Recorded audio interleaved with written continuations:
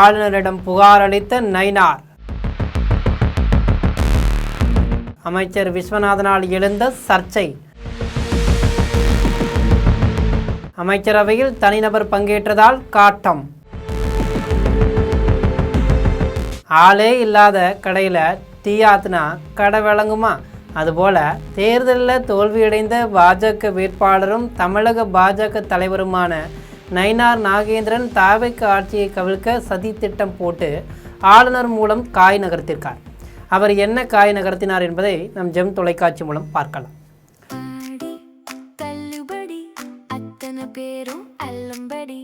6 முதல் 60% வரை ஆடி தள்ளுபடியுடன் super Saravana stores, Chennai, Madurai, Kovai.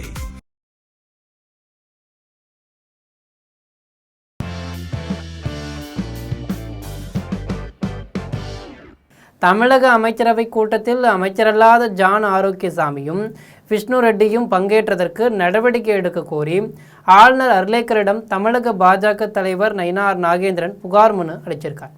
அதிமுகவில் ஏற்பட்ட உட்பூசலை பயன்படுத்தி கொண்டு தாவேக்கு குதிரை பேரத்தின் மூலம் அதிமுக சட்டமன்ற உறுப்பினர்கள் பதவியை ராஜினாமா செய்யும் அளவுக்கு குதிரை பேரத்தில் தாவேக்கு அரசு நடந்து வருவதாக குற்றம் சாட்டிய நயினார் நாகேந்திரன் சட்ட ஒழுங்கு உள்ளிட்ட பிரச்சனைகள் அடங்கிய கோப்புகளுடன் ஆளுநர் அர்லேக்கரை சந்தித்து புகார் கொடுத்தார். இதையடுத்து அவர் செய்தியாளர்களிடம் கூறியிருப்பதாவது, உயர்கல்வித்துறை அமைச்சர் விஸ்வநாதன் யோகா தினத்தின் போது குழந்தைகளின் கால் விரலை சுளுக்கு எடுப்பது போன்றும் கைகளை தொட்ட விதத்தை பற்றியும் நடந்து முடிந்த அமைச்சரவை கூட்டத்தில் கேபினெட் அமைச்சர்கள் இல்லாமல் 2 தனி நபர்கள் ஜான் ஆரோக்கியசாமியும் விஷ்ணு ரெட்டியும் கலந்து கொண்டது குறித்து நடவடிக்கை எடுக்க வேண்டும் என்று ஆளுநரிடம் நாங்கள் மனு கொடுத்திருக்கோம். அது மட்டும் இல்லாமல் இந்த ஆட்சி பொறுப்பேற்று கிட்டத்தட்ட 55 நாட்களில் 151 பலாத்கார சம்பவங்கள் நடந்திருக்கு, 85க்கு மேற்பட்ட படுகொலைகள் நடந்திருக்கு.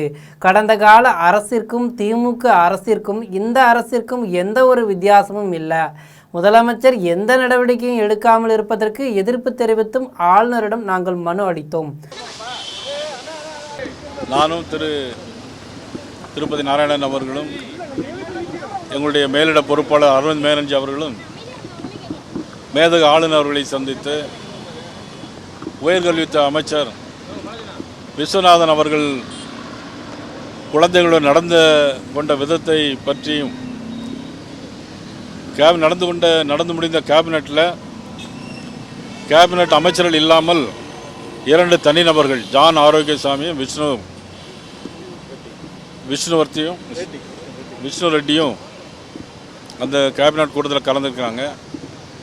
இது குறித்து நடவடிக்கை எடுக்க வேண்டும் என்று ஆளுநர்களுடன் நாங்கள் மனு கொடுத்திருக்கிறோம்.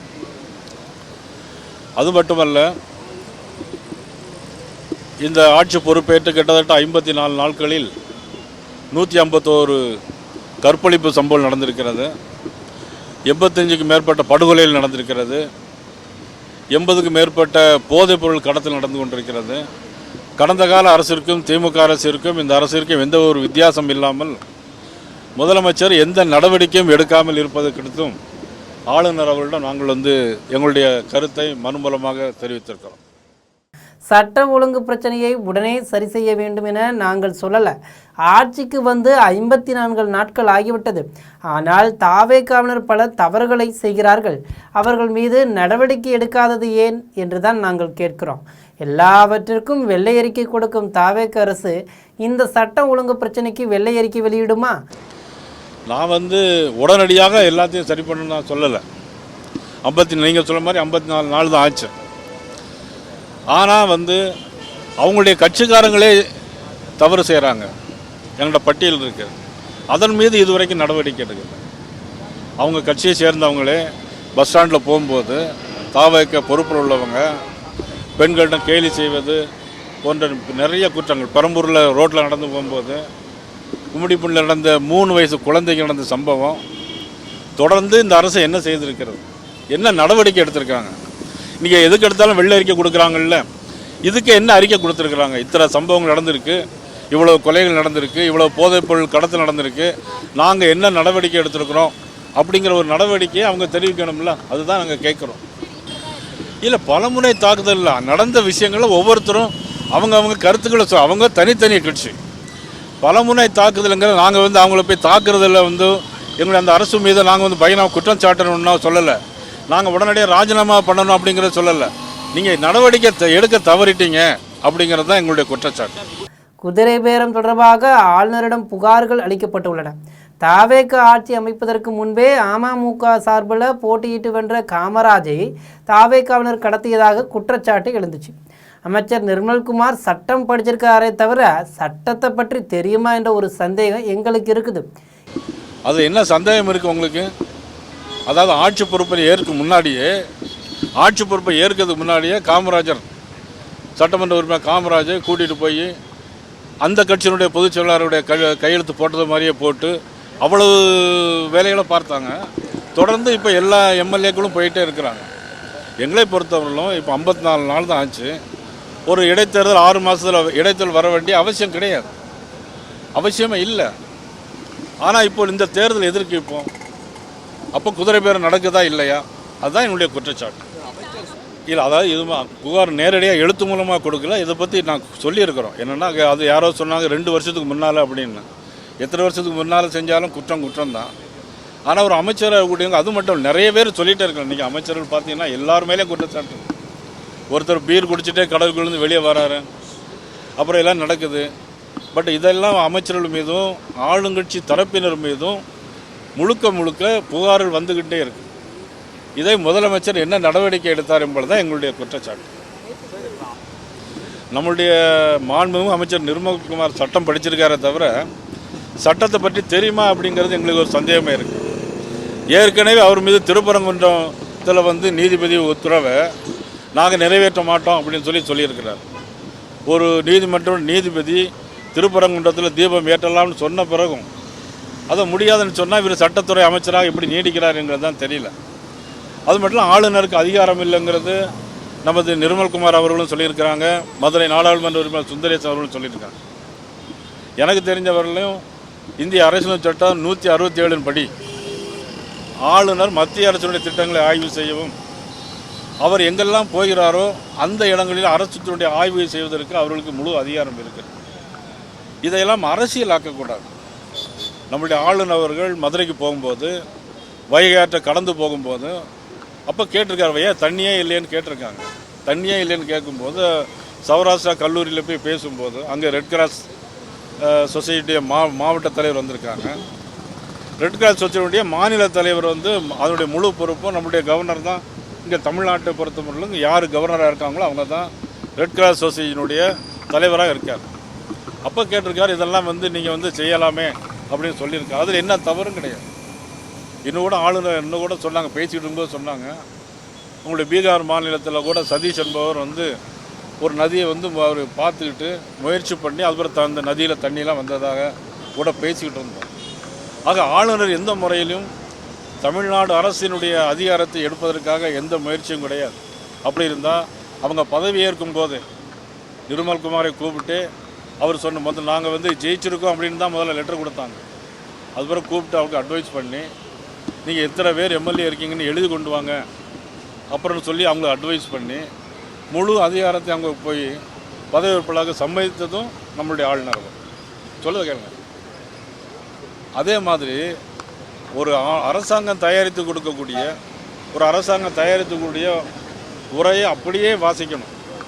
அது மத்திய அரசை பற்றி தவறாக எழுதியிருந்தால் கூட வாசிக்கணுங்களுடைய உரிமை. அதையும் பற்றி கண்டுகொள்ளாமல் அவர் என்ன எழுதி கொடுத்தார்களோ அதை அப்படியே சட்டமன்றத்தில் வாசித்ததும் நம்மளுடைய ஆளுநர் அவர்கள். அது மட்டுமல்ல, நம்மளுடைய ஆளுநர் அவர்கள் இப்போ வந்து பல்கலைக்கழகங்களுக்கு துணைவேந்தர்கள் நியமிக்க வேண்டியிருக்கு. என்ன சொல்லியிருக்காங்கன்னா, சீக்கிரமாக கொண்டு வாங்க, மாணவர்களுடைய எதிர்காலம் இதில் இருக்குது, சீக்கிரமாக மெரிட்டின் அடிப்படையில் யாருக்கெல்லாம் தகுதி இருக்கிறதோ கொண்டு வாங்க, செஞ்சு தரணுங்க வேற சொல்லியிருக்கிறாங்க. ஆக இவ்வளவும் ஆளுநர் வந்து ஒரு அரசாங்கத்தின் மீது ஒத்துழைப்பு தரும்போது அதை வந்து கொச்சைப்படுத்தி பேசுவது ஒரு அமைச்சருக்கு அழகல்ல. ஏற்கனவே அவர் திருப்பரங்குன்றத்திற்கு வந்து நீதிபதி உத்தரவை நாங்கள் நிறைவேற்ற மாட்டோம் என சொல்லியிருக்கிறார். ஒரு நீதிமன்ற நீதிபதி திருப்பரங்குன்றத்தில் தீபம் ஏற்றலாம்னு சொன்ன பிறகும் கூட அதை முடியாதுன்னு சொன்ன இவர் சட்டத்துறை அமைச்சராக எப்படி நீடிக்கிறார் என்றது தான் தெரியவில்லை. எனக்கு தெரிந்தவரையிலும் இந்திய அரசியல் சாசனம் 167 படி ஆளுநர் மத்திய அரசினுடைய திட்டங்களை ஆய்வு செய்யவும், அவர் எங்கெல்லாம் போகிறாரோ அந்த இடங்களில் அரசுடைய ஆய்வு செய்வதற்கு அவர்களுக்கு முழு அதிகாரம் இருக்குது. இதையெல்லாம் அரசியலாக்கக்கூடாது. இவ்வாறு நயினார் நாகேந்திரன் தெரிவிச்சிருக்கார். ஆளுநருடனான சந்திப்பு குறித்து நயினார் நாகேந்திரன் தனது ட்விட்டர் பக்கத்தில் கூறியிருப்பது என்னென்னா, சென்னை கிண்டியில் அமைந்துள்ள மக்கள் பவனத்தில் மேதகு தமிழக ஆளுநர் ராஜேந்திர விஸ்வநாத் அர்லேக்கரை சந்தித்து தாவேக ஆட்சியில் நடைபெற்ற முக்கிய குற்றங்களை குறித்து புகார் அளித்தோம். குறிப்பாக கடந்த ஜூன் 21 மதுரையில் நடைபெற்ற மாரத்தான் ஓட்டப்பந்தயத்தில் பங்கேற்ற சிறுமிகளிடம் காங்கிரஸ் கட்சியை சார்ந்த உயர்கல்வித்துறை அமைச்சர் விஸ்வநாதன் முறையற்ற விதத்தில் நடந்து கொண்டதாக குற்றச்சாட்டுகள் எழுந்திருக்கக்கூடிய நிலையில் அதனை குறித்து உடனடியாக முறையான விசாரணை நடத்த உத்தரவிடவும், மேலும் விசாரணை நிறைவடையும் வரை அவரை அமைச்சர் பொறுப்பிலிருந்து இடைநீக்கம் செய்து தேவையான சட்டம் மற்றும் நிர்வாக நடவடிக்கைகளை மேற்கொள்ளவும் கோரி மேதகு ஆளுநரிடம் மனு வழங்கினோம். மேலும் கடந்த ஜூன் 5 நடைபெற்ற தமிழக அரசின் அமைச்சரவை கூட்டத்தில் அரசியலமைப்பு சட்டத்திற்கு எதிராக எந்தவித அரசு பொறுப்பும் வகிக்காத தனிநபர்களான ஜான் ஆரோக்கியசாமி மற்றும் விஷ்ணு ரெட்டி பங்கேற்றதாக எழுந்துள்ள புகாரை கருத்தில் கொண்டு அதனை குறித்தும் உரிய விசாரணை நடத்த நடவடிக்கை எடுக்க வேண்டி தனி மனு ஒன்றையும் ஆளுநர் அவர்களிடம் சமர்ப்பித்தோம். மாநில நிர்வாகத்தின் வெளிப்படைத்தன்மை, சட்டத்தின் ஆட்சி, குழந்தைகள் பாதுகாப்பு மற்றும் பொதுமக்களின் நம்பிக்கை ஆகியவற்றை நிலைநிறுத்தும் வகையில் இந்த 2 மனுக்களிலும் முன்வைக்கப்பட்டுள்ள கோரிக்கைகள் மீது நியாயமான நடவடிக்கை விரைவில் எடுக்கப்படும் என நம்புகிறோம். இவ்வாறு தனது ட்விட்டரில் சொல்லியிருக்கார். இந்தியாவில் பெரும்பாலான மாநிலங்களை தங்கள் கட்டுப்பாட்டில் வைத்திருக்கும் பாஜகவின் உடன்பிறப்பு நயினார் நாகேந்திரன் தாவேக ஆட்சியை கவிழ்க்க செய்த இந்த சதி திட்டத்தை பற்றி உங்கள் கமெண்டில் சொல்லிட்டு போங்க. இது போன்ற செய்திகளை உடனுக்குடன் தெரிந்து கொள்ள ஜெம் தொலைக்காட்சியுடன் எப்போதும் இணைப்பில் இருங்கள். நன்றி, வணக்கம்.